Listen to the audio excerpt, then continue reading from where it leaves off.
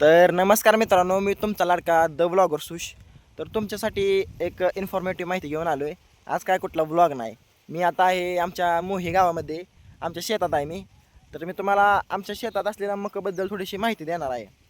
तर ही जी मागं जी माझ्या मका दिसते, ही आमच्या शेतात मी उभा आहे.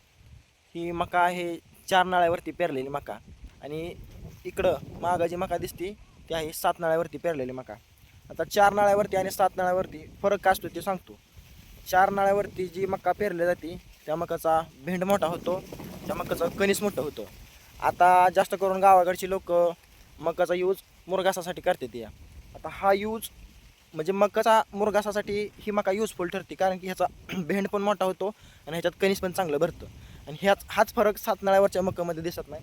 7 नाळ्यावरच्या मकाचा भेंड मोठा होत नाही, त्याला कणीस मोठं होत नाही आणि त्याची हाईट पण वाढत नाही. आता तुम्ही हे बघू शकताय, ही मका त्या मकात आणि ह्या मकात 15 ते 20 दिवसाचा फरक आहे. आता त्या मकानं तुरा टाकला आहे, मग ती मका लागते माझ्या छातीला, कुठं डोक्याला, छातीला, कमराला आणि डोक्याला, अशी वेगवेगळ्या ठिकाणी वेगवेगळी लागते.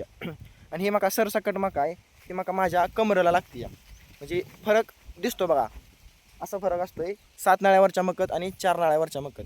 अशाच नवनवीन माहितीसाठी लाईक करा, शेअर करा आणि आपल्या चॅनलला सबस्क्राईब करा. धन्यवाद.